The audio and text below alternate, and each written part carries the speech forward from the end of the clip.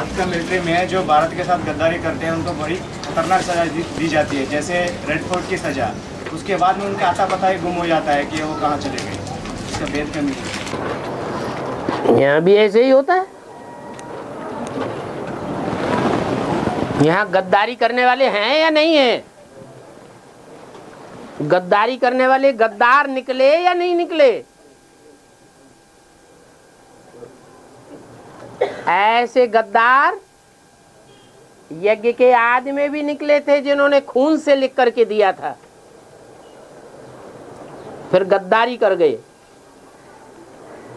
जो आदि में हुआ सो अंत में भी होता है।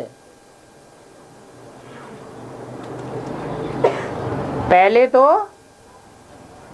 स्थूल खून से लिख करके दिया था, अभी तो संकल्पों के खून की बात है। 7 दिन का कोर्स दिया जाता है उनकी संकल्प सरणी सुधारने के लिए।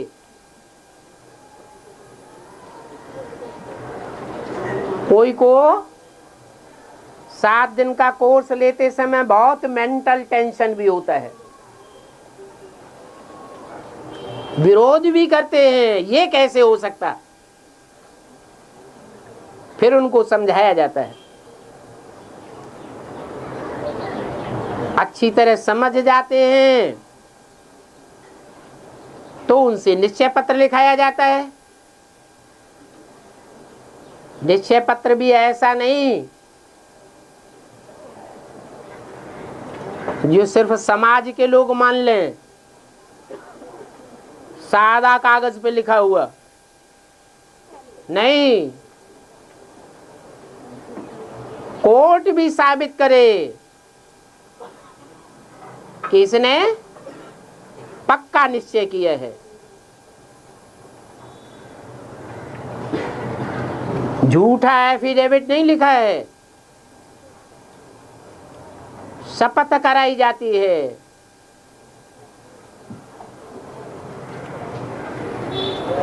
जैसे राष्ट्रपति या सुप्रीम कोर्ट का भी चीफ जस्टिस क्यों न हो, उसको भी कुर्सी पर बैठाने से पहले शपथ कराई जाती है। तो ऐसे शपथ पत्र लिखने के बाद भी कोई गद्दारी करते हैं, कहते हैं मैं नहीं मानता ये मेरा बाप है। वो तो ऐसे ही लिख दिया था।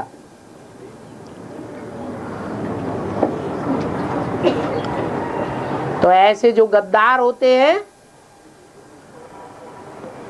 वो कन्वर्ट होने वाली आत्माएं हैं। जब ब्रॉड ड्रामा चलेगा और धर्मों की स्थापना शुरू हो जाएगी तो वही गद्दार वहां जाकर के गद्दारी का पार्ट बजावेंगे या नहीं बजावेंगे? हैं? बजावेंगे। और जिन गद्दारों ने भगवान के सामने शपथ लेकर के गद्दारी की, अम्मा की तो बात छोड़ दो, जो ऊंचे ते ऊंचे भगवान बाप पार्टधारी है उसके सामने ही गद्दारी कर दी। तो भारत में परंपरा है कि जो जो दूसरे धर्मों में कन्वर्ट होते गए उन कन्वर्ट हुई आत्माओं को कभी भी भारतवासियों ने अपने धर्म में स्वीकार नहीं किया।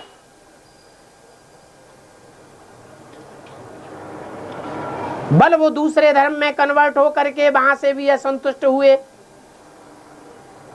और नीचे धर्मों में गिरते गए। जैसे कोई को गुस्सा आता है ना,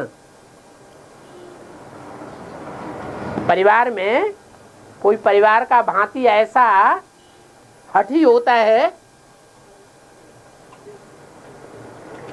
कि हठपूर्वक दुष्ट कर्म करता जाता है, हठ पकड़ लेता है कि मेरी बात मानो, और अगर नहीं मानता है, परिवार का जो ग्रुप होता है वो उसकी बात नहीं मानता है, तो क्या करता है, और ही दुष्ट कर्म करता जाता है। शराब पीना, रंडीबाजी करना, दूत कीड़ा करना, नीच ते नीच कर्म करके दिखाता है।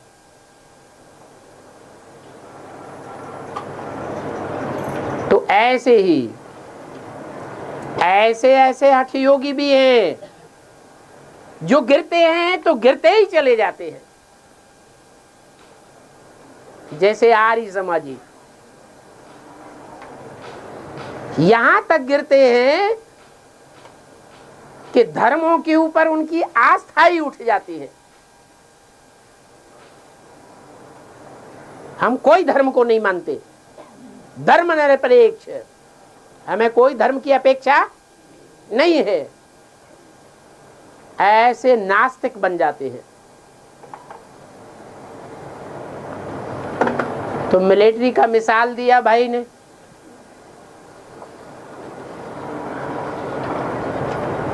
वो फां हो जाते हैं।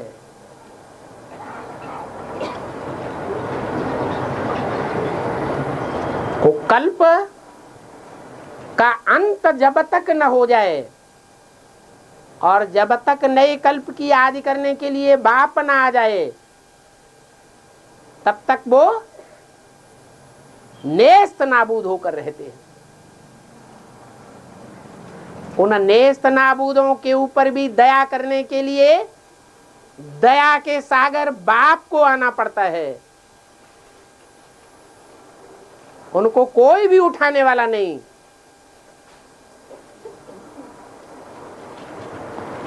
तो कहां शूटिंग हो रही है? किसने प्रश्न किया था? यहां शूटिंग हो रही है।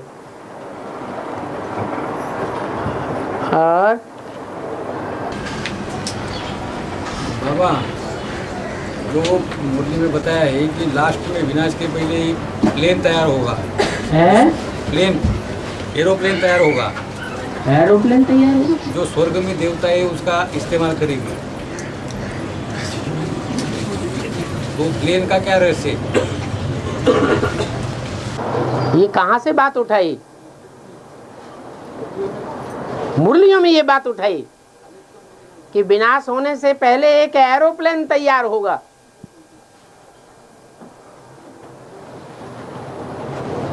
वो देवता ही यूज करेंगे स्वर्ग में। मुरली से ये बात उठाई, अव्यक्त मुरली में हो। अव्यक्तवाणी से ये नहीं बोला।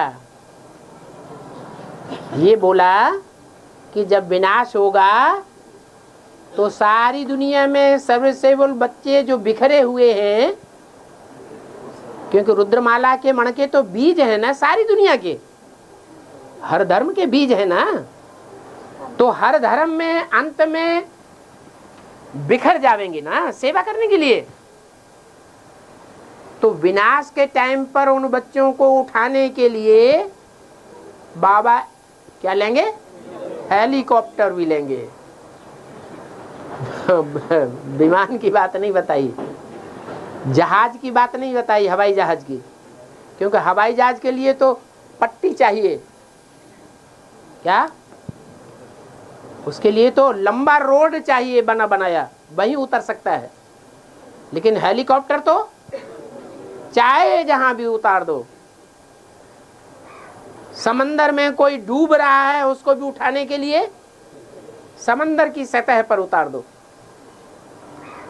डूबने वाले को उठा लो। तो आपने बात गलत उठा ली थोड़ी। और अब की मिलिट्री में जो लंबे समय तक अंत तक उत्तर भारत के लोग ज़्यादातर रहते हैं, बीच में दक्षिण भारत के लोग छोड़ के चले जाते हैं। इसका बेहद का मीनिंग है।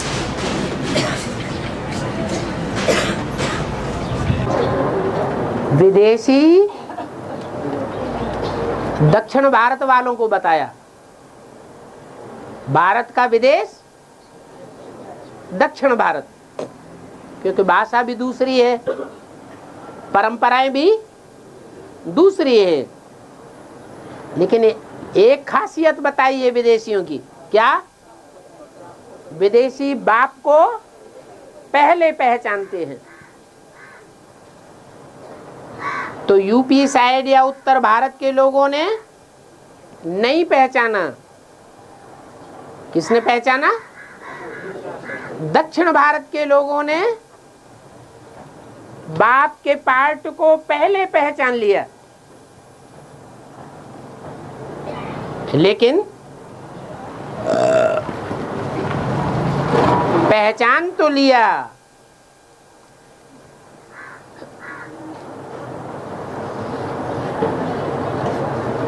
क्या संपूर्ण रूप को पहचान लिया?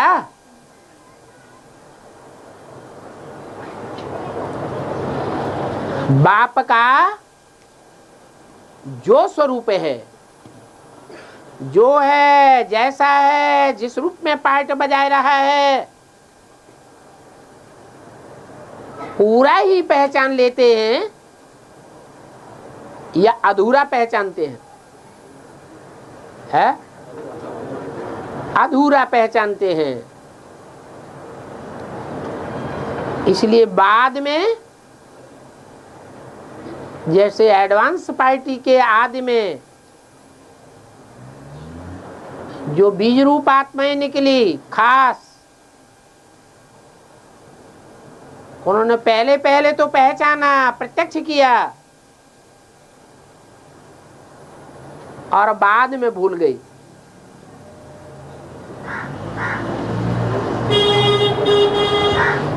इसी तरह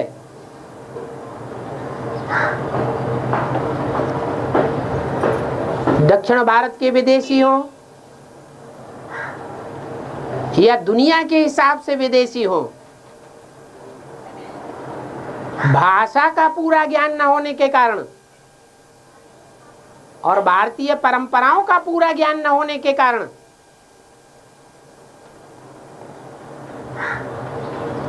शास्त्रों का पूरा ज्ञान न होने के कारण बाप को पूरा नहीं पहचान पाते। इसलिए अंत तक साथ नहीं निभा पाते।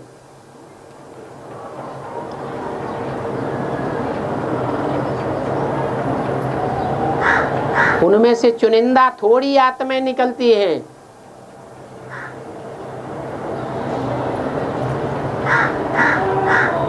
जो बाप को पहचानने में सिद्धहस्त होती हैं, क्योंकि वो अपनी आत्मा को विदेशी नहीं समझते। वो जान लेते हैं कि हम इस शरीर से इस जन्म में विदेशी हैं। आत्मिक स्थिति में स्थित होने के कारण आदि से ही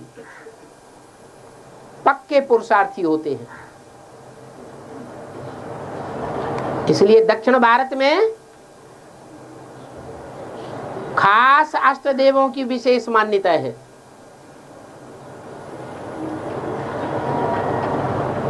उत्तर भारत में उन अष्ट देवों की मान्यता तो है, नवग्रहों के रूप में पूजन तो होता है, परंतु उनकी मूर्तियां नहीं बनाते हैं, क्योंकि वो मूर्ति, वो शरीर विदेशी है या स्वदेशी है? शरीर विदेशी है। सिर्फ आत्मा की पूजा करते हैं। पटली पर 9 ग्रह बनाते हैं, उनका पूजन करते हैं उत्तर भारत में।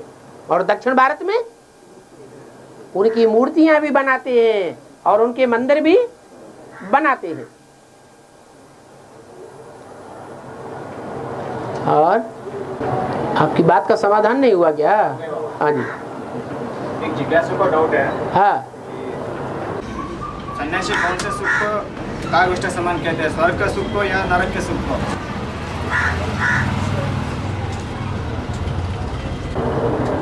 सन्यासी तो अपने घर बार को छोड़ते हैं तो वो हीन समझ के छोड़ते हैं या श्रेष्ठ समझ के छोड़ते हैं? हैं? हीन समझ के छोड़ते हैं।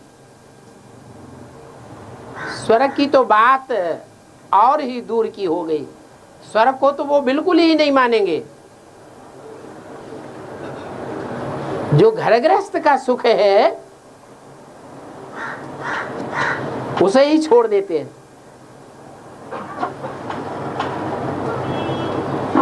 कागविष्टा का तो अर्थ ही है कि मनुष्य जो खाता है उस खाए हुए का रस मनुष्य का शरीर ग्रहण कर लेता है, मस्तिष्क ग्रहण कर लेता है, और बाकी जो कचरा बचता है उसे मनुष्य की विष्ठा कहा जाता है। उस कचड़े को, मनुष्य की विष्ठा को कौआ खाना पसंद करता है, और कौआ मानवीय विष्ठा को खा करके उसमें से भी रस निचोड़ता है, और वो रस निचोड़ने के बाद जो बचता है कचड़ा, वो कागविष्टा कहा जाता है।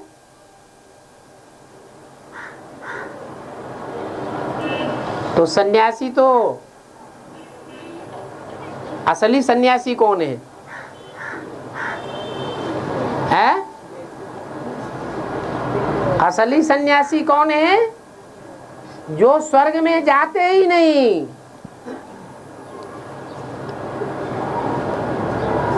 हीन समझ करके छोड़ देते हैं। वो कौन है? वो हैं और धर्म के धर्म पिताएं, इब्राहिम, बुद्ध, क्राइस्ट और उनके पक्के पक्के फॉलोअर्स, जो कभी दूसरे धर्म में कन्वर्ट होते ही नहीं। वो स्वर्ग में जाते हैं? हैं? नहीं जाते हैं। वो असली सन्यासी हैं जो स्वर्ग के सुखों को कागविष्टा समान समझते हैं। क्यों? क्यों ऐसा समझते हैं? हैं? हाँ, मानते नहीं वो तो ठीक, लेकिन कागविष्टा क्यों समझते हैं? हैं? अंगूर खट्टे नहीं, नहीं, वो सब ब्रह्मा कुमार कुमारियों से ही निकलते हैं।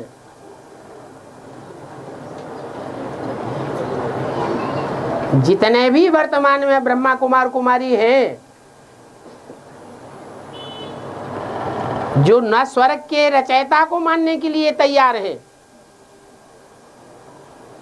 और न ऐसे स्वर्ग को मानने के लिए तैयार हैं जो इन आंखों से देखा जा सके।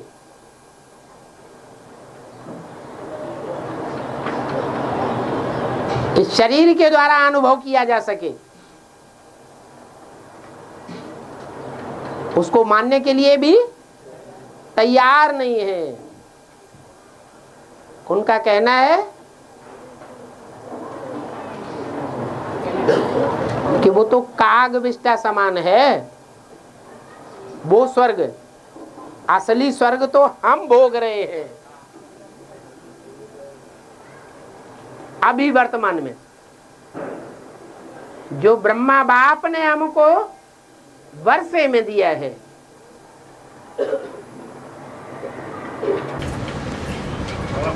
इसी 1115 में आया है, सुखदान फिर भी दुखदान बनता है। कैसे? फिर भी माने बाद में, इसमें नई बात क्या हुई? ऐसा तो कोई सत्युग होता नहीं जो बाद में त्रेता न बने 14 कला संपूर्ण। ऐसा तो कोई देवता होता नहीं जो सूर्यवंशी से बाद में चंद्रवंशी न बने।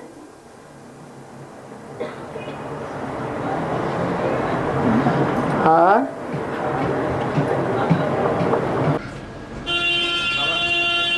जब हाथ का समुद्र में जाते हैं तो वहाँ ऊंची लहरें भी होते हैं, जहाज हिलता डुलता भी है, उसके बावजूद भी वहाँ बिना मेहनत का अवस्था अच्छा रहता है और पढ़ाई भी अच्छी होती है, यात्रा भी अच्छी रहती है। वही चीज़ जब ज़मीन पर आते हैं तो नहीं रहती है, क्यों? वो तो हद की बात हुई, बेहद की बात है। ज्ञान सागर, ज्ञान सागर में जो कंठे पर भी रहते हैं उनकी भी अवस्था अच्छी रहती है, और ज्ञान सागर के अंदर गोते खाते हैं, गहराई में जाते हैं, तो उनकी अवस्था अच्छी रहेगी या खराब रहेगी? अच्छी ही रहेगी।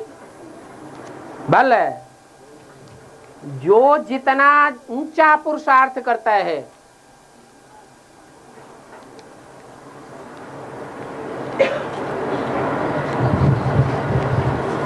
ज्यादा तीव्र पुरुषार्थ की धुन में रहता है, तो माया भी उसके हाथ धो के पिछाड़ी पड़ती है। तो आत्मा रूपी जहाज को हिलाएगी डुलाएगी या नहीं हिलाएगी डुलाएगी? बहुत माया के तूफान लाती है। फिर भी जो अच्छे पुरुषार्थी हैं उनकी अवस्था डाउन नहीं होती है। जितना ज्यादा माया हिलावेगी उतना जास्ती उनका तीव्र पुरुषार्थ और निखरता जाएगा।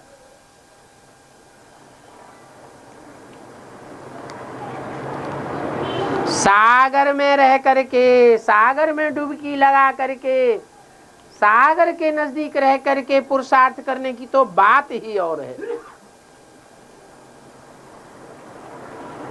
सन्यासी गंगा के किनारे चौकड़ी मार के बैठते हैं। जो गंगा सभी नदियों में श्रेष्ठ मानी जाती है, परंतु वो गंगा भी अंत में सागर में जाकर के मिलती है, सागर में जाकर अपने को मर्ज कर देती है।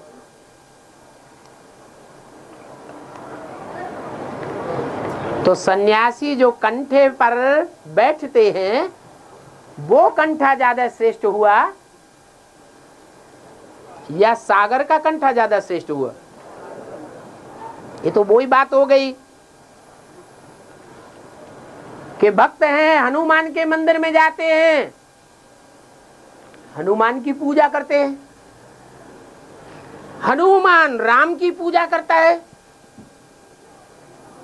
राम जाकर के शंकर की पूजा करता है, और शंकर शिव की याद में बैठता है।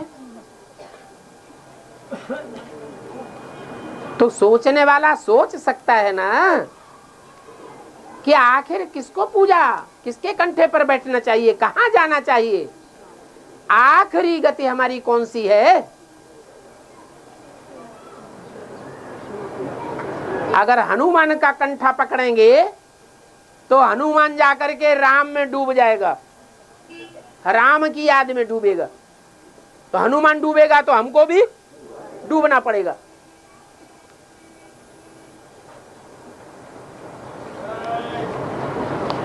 तो ऊंची तो एक ही भगवान है जो सर्व का सदगति दाता है।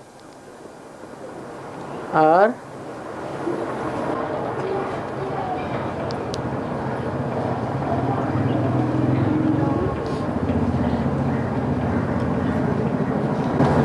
कोई ने प्रश्न किया है, बाबा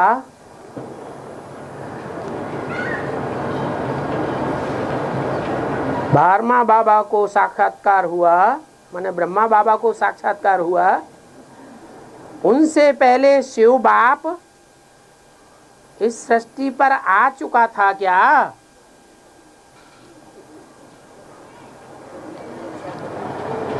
उनसे पहले, किनसे पहले?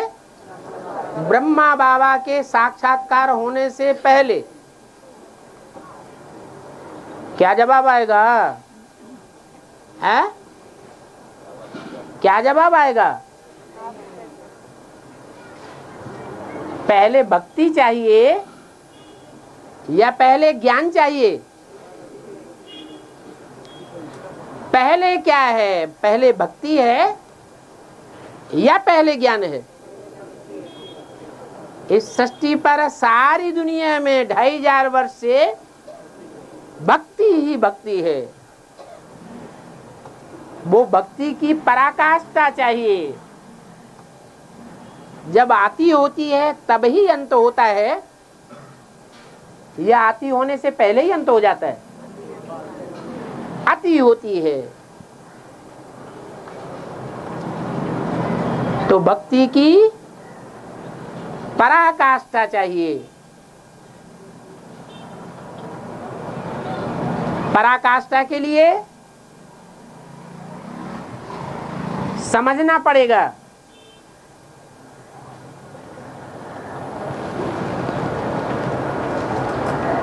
कि ज्ञान सागर कौन है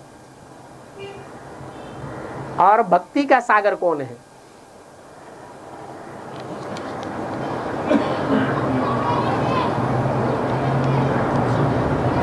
एक है ज्ञान सागर, राम बाप, और बाकी सब हैं नंबरवार भक्तियां। फिर उनमें अव्वल नंबर भक्ति कौन है? अव्वल नंबर सीता कौन है? है? अव्वल नंबर सीता है ब्रह्म। तो अव्वल नंबर जो भक्ति है, भक्तों को साक्षात्कार होता है या ज्ञानियों को साक्षात्कार की जरूरत है? अव्वल नंबर भक्त को साक्षात्कार हो और वो साक्षात्कार पराकाष्ठा तक पहुंचे। वो अव्वल नंबर भक्त को साक्षात्कार हुआ और भक्ति की पराकाष्ठा तक भागा।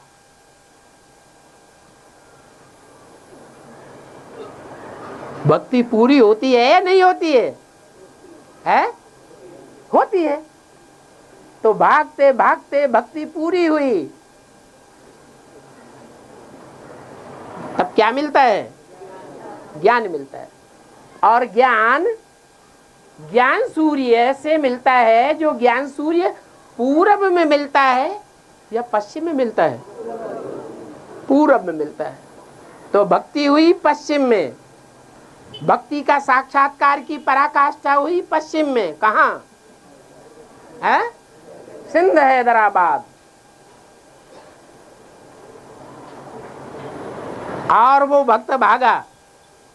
भक्ति में तो भाग नहीं होता है। भागते भागते गुरुओं के, वाराणसी आदि के चक्कर काटते काटते कहाँ पहुंचा? पूरब में पहुंचा। भारत का पूर्व कौन सा शहर है? पूर्वी शहर कलकत्ता, जहां से सूर्योदय होता है। भक्ति का फल भगवान मिला, भगवान से ज्ञान मिलता है। तो पहले भगवान आया या ब्रह्मा बाबा को पहले भक्ति का साक्षात्कार हुआ? प्रश्न ये है कि पहले ब्रह्मा बाबा को साक्षात्कार हुआ या पहले भगवान आया? अरे सीधा सा जवाब है,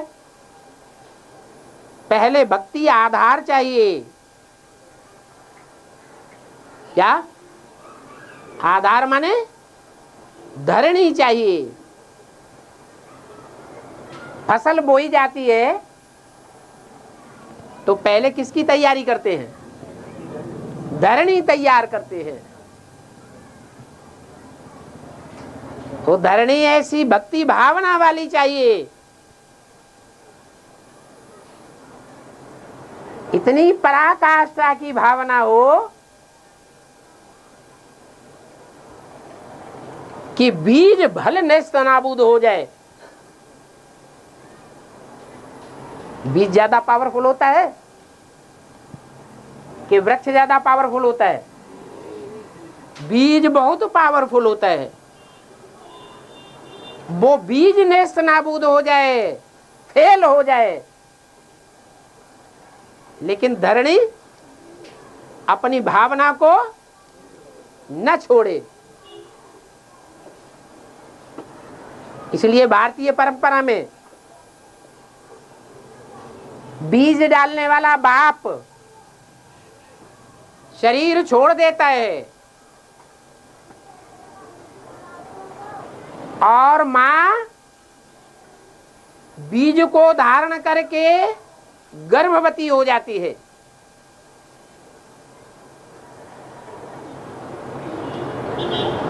भक्ति मार्ग में तीव्र गति से सतो प्रधान भक्ति जब चल रही थी, तब भी सती प्रथा चल रही थी।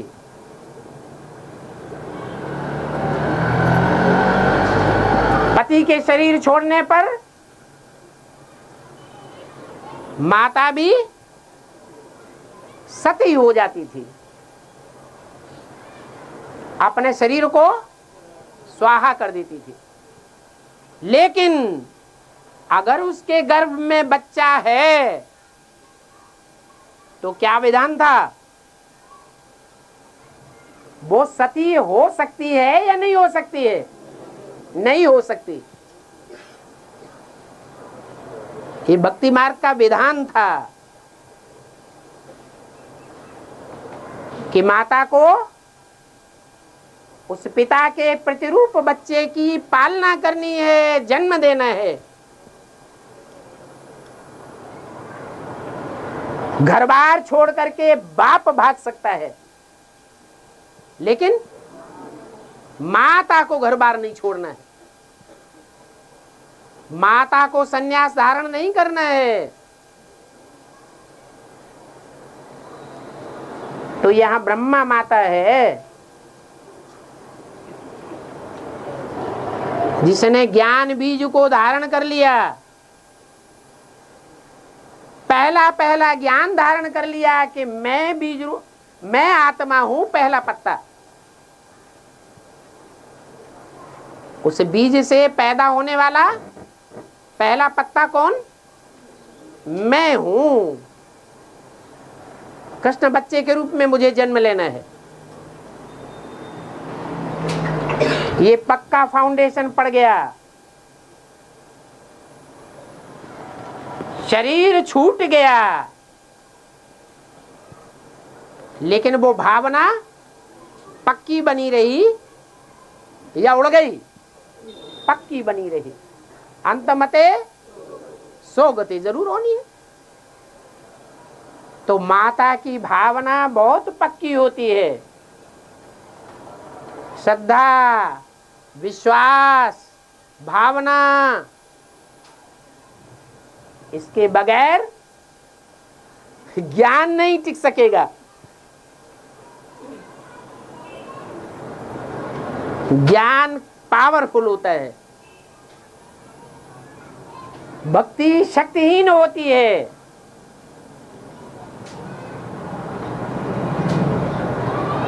लेकिन भक्ति अगर ज्ञान बीज को धारण कर ले तो शक्तिशाली बन जाती है। ज्ञान भी चाहिए और भावना भी चाहिए। ज्ञान भक्ति की जोड़ी है। 2500 वर्ष भक्ति भी चलती है तो 2500 वर्ष ज्ञान की प्रारब्ध भी चलती है। और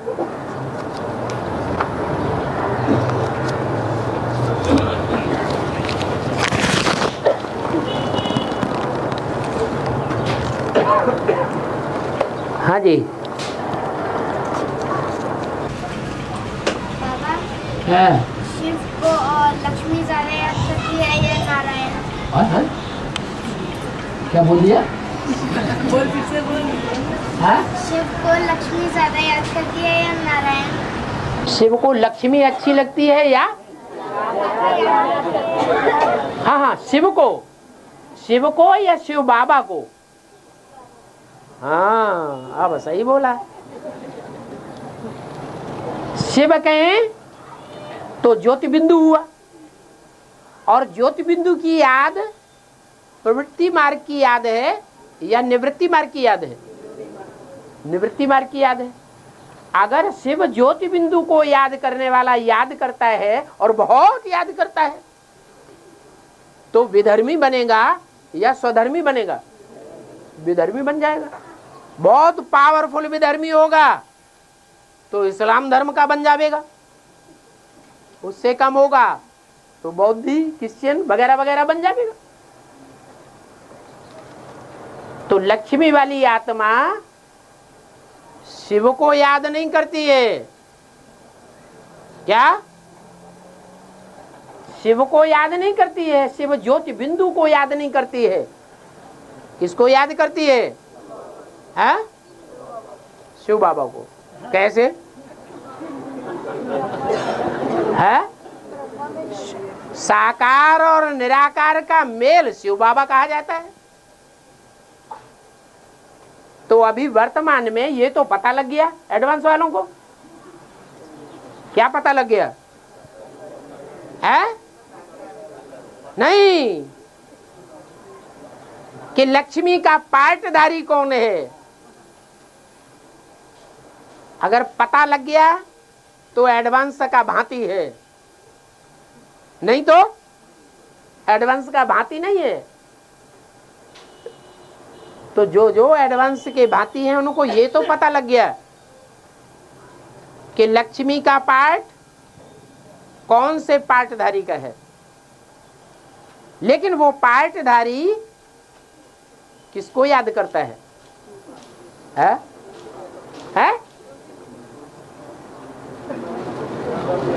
किसको याद करता है? अरे बिंदी को याद करता है, शिव बाप को याद करता है या किसी और को याद करता है? हैं? बिंदु को याद करता है। फिर तो विधर्मी बनेगा। हैं? किसको याद करता है? जोर से बोलो ना। बिंदी को याद करता है। तो पक्का है ना, अगर बिंदी को ही याद करता है और लंबे समय तक जो पुरुषार्थ होता है वो ही अंत समय में, जो लंबे समय तक का पुरुषार्थ होता है अंत मते सोगते, तो अंत में भी क्या याद आवेगा? बिंदी ही याद आवेगा या साकार में निराकार याद आवेगा? है? बिंदी याद आवेगी तो क्या बनेगा? स्वधर्मी बनेगा या विधर्मी बनेगा? विधर्मी बन जाएगा। प्रवृत्ति मार्ग का पक्का तो बनेगा नहीं। ये बात तो फिर रंग हो गई। क्या कि लक्ष्मी बनने वाली आत्मा जो नारी से लक्ष्मी बनती है वो बिंदु को याद करने वाली नहीं हो सकती। अव्यक्तवाणी में बोला है, जो निराकार उपासी हैं वो क्षिप्र गति वाले होंगे और जो साकार उपासी हैं वो चरित्रवान होंगे। तो लक्ष्मी का पार्टधारी आत्मा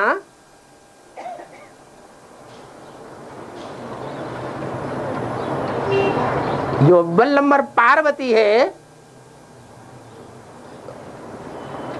वो चरित्रवान होगी दुनिया की आत्माओं के मुकाबले, मनुष्य आत्माओं के मुकाबले यह दुश्चरित्र होगी। विदेशी और विधर्मी दुश्चरित्र होते हैं या सच्चरित्र होते हैं? वो तो दुश्चरित्र होते हैं। क्योंकि सिर्फ निराकार ज्योति बिंदु को याद करते हैं।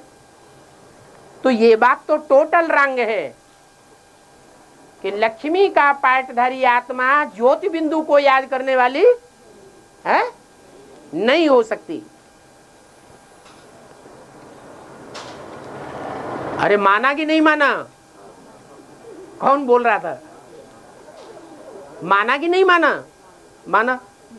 तो अब प्रश्न ये है कि ज्योति बिंदु शिव को याद नहीं करती है क्योंकि एडवांस ज्ञान तो लिया नहीं है, तो फिर किसको याद करती है? साकार में निराकार को याद करती। साकार को उसने पहचाना ही नहीं। हाँ, शिव के दो रूप हैं, मात और पिता। तुम मात पिता हम बालक तेरे गायन भी है। तो जो माता का रूप है ब्रह्मा, उस ब्रह्मा साकार में निराकार ज्योति बिंदु को याद करती है। तो चरित्रवान पार्ट बजाएगी या दुष्चरित्र का पार्ट बजाएगी? जन्म जन्मांतर चरित्रवानों का पार्ट बजाएगी।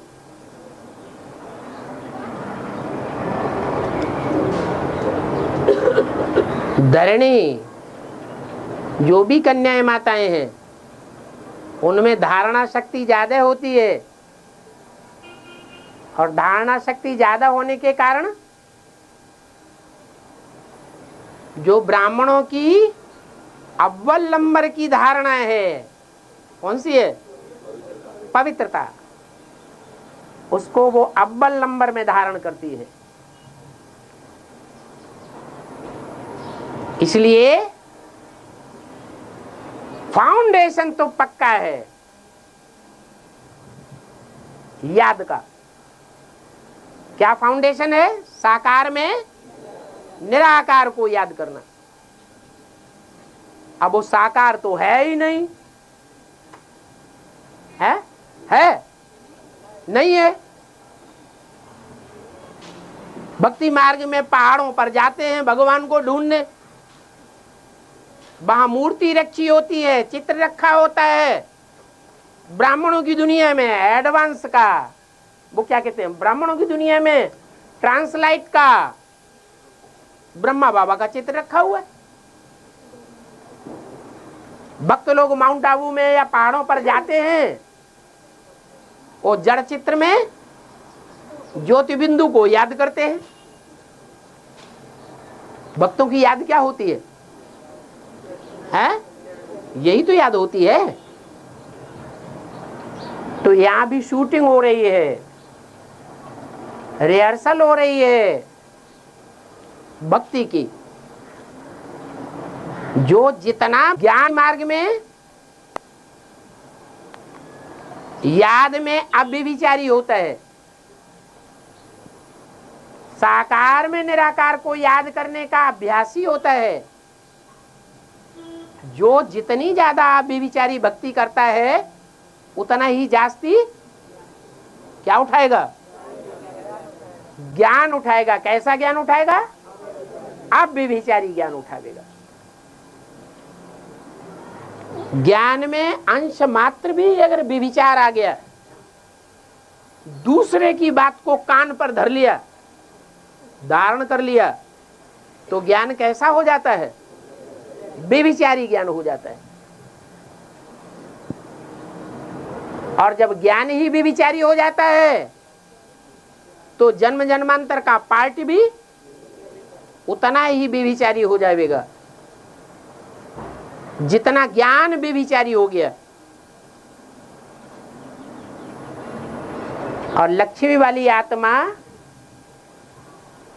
नारी से लक्ष्मी बनती है तो अव्वल नंबर धारणावान आत्मा है।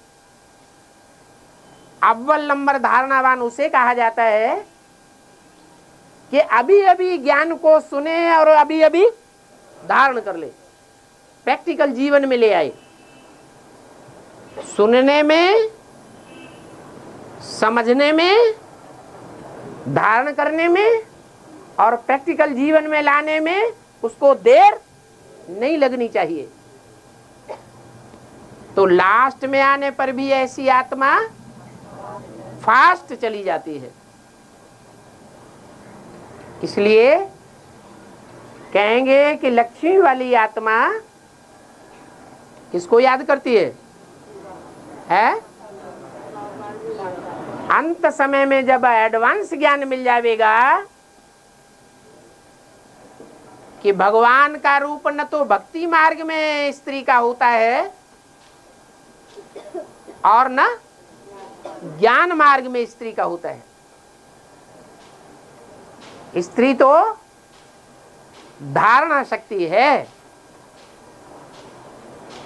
ज्ञान का बीज नहीं है। ज्ञान का बीज बोने वाला भगवान वो एडवांस में उसका ज्ञान मिलता है।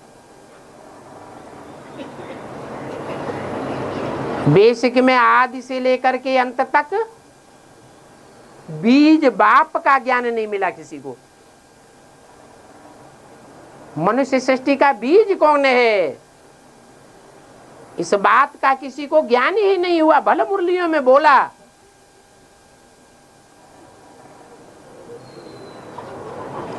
65 में ही बोल दिया कि तुम बच्चों को ब्रह्मा कुमारी विद्यालय नाम नहीं रखना चाहिए। क्या रखना चाहिए? प्रजापिता ब्रह्मा कुमारी ईश्वरी विश्वविद्यालय नाम रखना चाहिए। अपने नाम से पहले टाइटल ब्रह्मा कुमार नहीं लगाना चाहिए। क्या लगाना चाहिए? प्रजापिता ब्रह्मा कुमार कुमारी। फिर किसी की बुद्धि में बैठा कि ये बाबा ने ये निरार्गल बात क्यों कह दी? अरे भगवान बाप निरर्थक बोलता है या जो भी बोलता है सो अर्थ सहित तो बोलता है, लेकिन समझा तो किसी ने नहीं। जब तक ब्राह्मणों की दुनिया के बीच में वो बीज बोने वाला बाप मनुष्य सृष्टि का प्रत्यक्ष न हो जाए,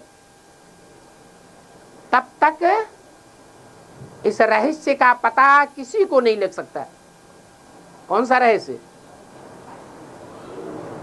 कि ब्रह्मा कुमार से पहले प्रजापिता शब्द लगाना क्यों जरूरी है?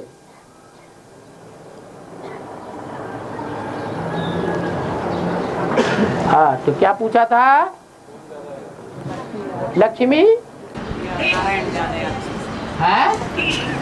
लक्ष्मी ज्यादा याद करती है या नारायण? हाँ, साकार में निराकार को कौन ज्यादा याद करता है?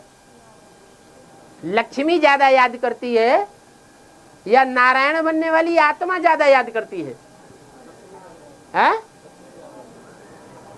लक्ष्मी को तो पहले एडवांस ज्ञान ही नहीं मिलता है।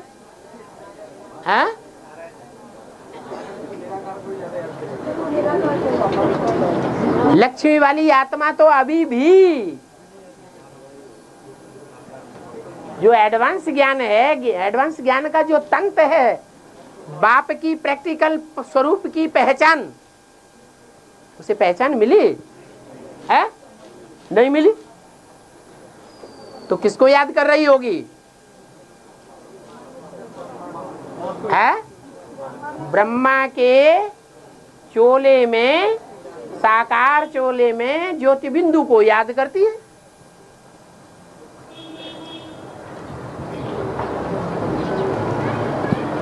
और राम वाली आत्मा है?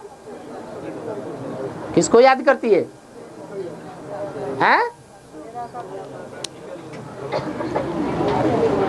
अरे सीधी सी बात बुद्धि में बैठ गई। दुनिया का बड़े से बड़ा दुष्चरित्र कौन? मैं बड़े से बड़े कामी कांटे में आकर उसको बड़े से बड़ा फूल बनाता हूं। और जब शास्त्र रचते हैं ना, उन शास्त्रकारों के लिए भी मुरली में बोला है, अपनी अपनी कथा कहानी अपने अपने शास्त्रों में लिख दी है। तो राम वाली आत्मा तुलसीदास बनती है तो क्या लिख दिया? मैं पतितन को राजा, क्या लिख दिया? मैं पतितन को राजा। सारी दुनिया में पतित हैं और उन पतितों का राजा कौन? मैं माने कौन? राम वाली आत्मा। तो दुनिया के जितने दुष्चरित्र हैं जन्म जन्मांतर के, एक जन्म का नहीं, उनका मुखिया कौन हुआ? राम वाली आत्मा। और दुनिया के जितने सच्चरित्र हुए हैं उनका मुखिया कौन हुआ है? अरे फिर दो मते हो गए। जब एक बात पक्की कर दी कि दुनिया के जितने भी दुष्चरित्र हैं, धर्म पिताओं को भी क्या कहेंगे? हैं? उन्होंने तो बहुत विचार फैलाया, फैलाया कि नहीं फैलाया? फैलाया। उनके फॉलोअर्स में बहुत विचार फैला। तो उनका बाप कौन? बच्चे तुम्हारा बाप आया हुआ है। तो इब्राहिम, बुद्ध, क्राइस्ट बच्चे नहीं है भगवान के? हैं? हैं? उनका बाप कौन? उनका भी कोई बाप है या नहीं है? दुष्चरित्रता में भी कोई बाप है।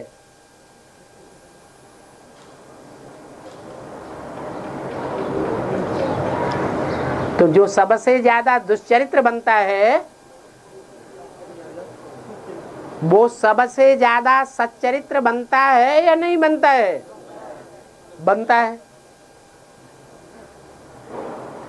तो उसने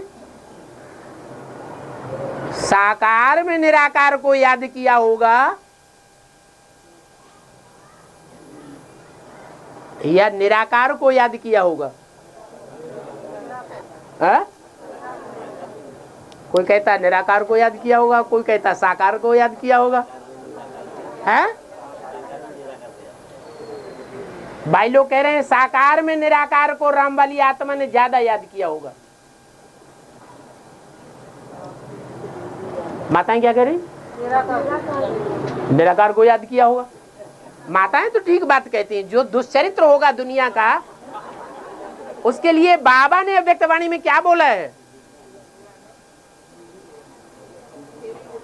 जो साकार उपासी होंगे वो सच्चरित्र होंगे, बोला है कि नहीं? और निराकार उपासी दुष्चरित्र होंगे लेकिन क्षिप्र गति वाले होंगे। पुरुषार्थ में कैसी गति वाले होंगे? तीव्र गति वाले होंगे। साकार उपासी इतने तीव्र गति वाले नहीं होंगे। मोस्टली जितनी भी बांधेली माताएं हैं या नान बांधेली माताएं हैं वो ये रोना रोती हैं कि हम तो इतने लंबे टाइम से ज्ञान में चल रहे हैं और हमारे युगल तो चल ही नहीं रहे हैं।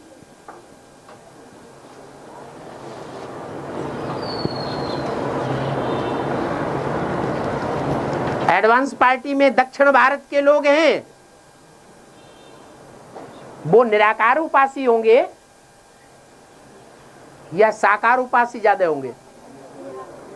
निराकार उपासी होंगे।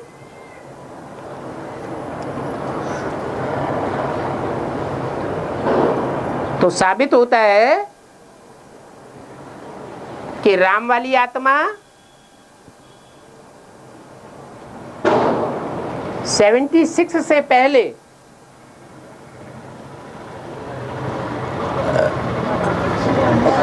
निराकार उपासना में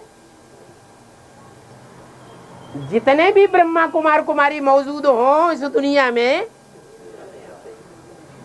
उनके बीच में सबसे जास्ती निराकार उपासी होगी या साकार उपासी होगी? मुरली में तो बोला है साकार उपासी होगी। मुरली में तो बोला है आत्मा रूपी सुई की सारी कट उतर जाने पर, जिस आत्मा की भी जितनी भी कट उतरनी हो, कोई की 90% उतरेगी, कोई की 50% उतरेगी, कोई की 100% भी उतरेगी, तो आत्मा रूपी सुई की सारी कट उतरने पर अंत में तुम डायरेक्ट वापसी सीखोगे।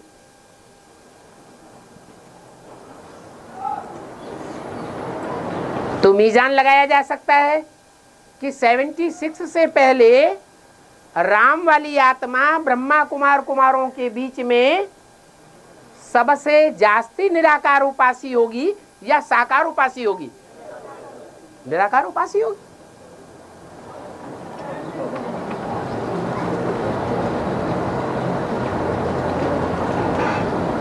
क्योंकि उस समय तो राम वाली आत्मा को ही ये ज्ञान नहीं होता। क्या ज्ञान नहीं होता? कि बाप का मुकर्रर रथ कौन है।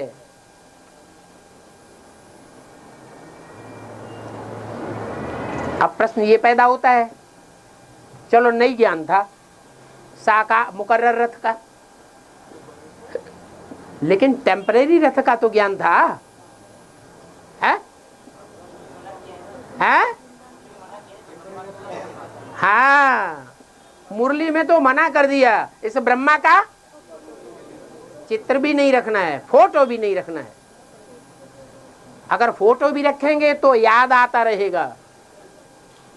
तो इससे साबित होता है कि जो भी बुद्धिमान बाप के बुद्धिमान बच्चे होंगे एडवांस पार्टी वाले, वो ब्रह्मा के साकार रूप को याद नहीं करेंगे। तो राम वाली आत्मा के द्वारा तो याद करने की बात ही नहीं। तो पक्का पक्का निराकार उपासी, सो पक्का पक्का दुनिया का सबसे दुष्चरित्र साबित हुआ या नहीं हुआ? है? हुआ। क्योंकि शिव बाप आते ही किसमें है? बड़े से बड़े पतित कामी कांटे में आते हैं। अब जो सबसे जास्ती दुष्चरित्र हुआ, वो ज्ञान गहराई में उतरता जाएगा या उथला उथला ही बना रहेगा? ज्ञान तो और जास्ती गहराई में जा रहा है। तो जब संपूर्ण ज्ञानी हो जाए, संपूर्ण ज्ञानी अर्थात अपने 84 जन्मों का पूरा ज्ञान हो जाए, तो कहेंगे संपूर्ण ज्ञानी।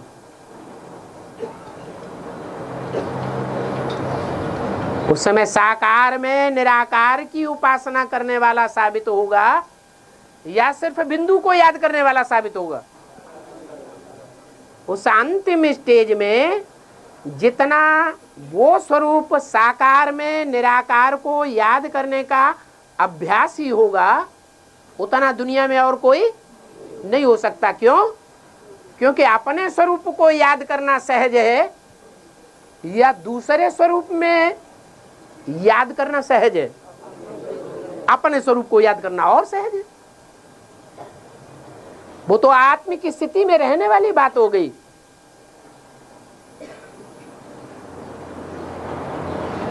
आत्मिक स्थिति में रहना ये तो बहुत सहज होता है,